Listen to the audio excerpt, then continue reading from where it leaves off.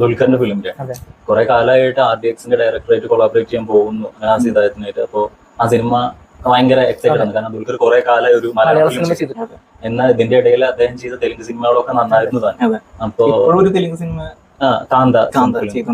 അപ്പോ ഈ സിനിമയുടെ പൂജ ഇപ്പൊ കഴിഞ്ഞിരിക്കുകയാണ്. സിനിമയുടെ പേര് ഐ ആം ഗെയിം എന്നുള്ള പോസ്റ്റർ വന്നിട്ടുണ്ടായിരുന്നു.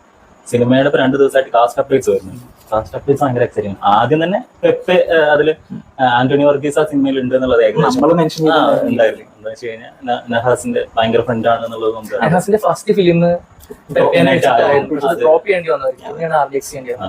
അപ്പോ RDXന് ശേഷം വരുന്ന നഹാസിന്റെ സിനിമ എന്ന് പറയുമ്പോൾ അതില് കാസ്റ്റ് അപ്ഡേറ്റിൽ ആദ്യം ആന്റണി വർഗീസിന്റെ വന്നു, രണ്ടാമത് മിഷ്കിന്റെ വന്നു. മിഷ്കിൻ ഇപ്പോ ഒരു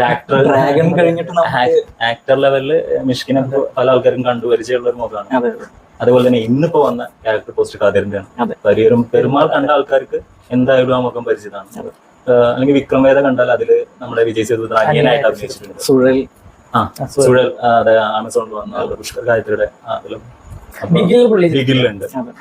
അപ്പോ അതും ഒരു നല്ല പിന്നെ സിനിമ അധികം കുറേ അപ്ഡേറ്റ്സ് ഒന്നും കിട്ടിയിട്ടില്ല.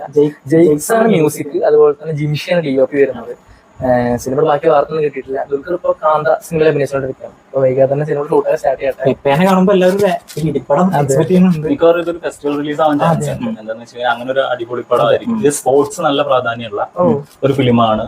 അതിൽ ബെറ്റിംഗ് അങ്ങനെയുള്ള കുറച്ച് സംഗതികളാണ് അതിൽ വന്നത്. പിന്നെ ദുൽഖറിന്റെ ഒപ്പം തന്നെ കട്ടക്കട്ടക്കൊരു റോളാണ് നമ്മുടെ പെപ്പേക്കും കൊടുത്തിട്ടുള്ളത്. അത് RDXലും അങ്ങനെ 3 പേര്. അതെ അതെ. അപ്പൊ എന്തെങ്കിലും നല്ല സിനിമ ആക്ഷൻ പടം കിട്ടുന്നുണ്ട്.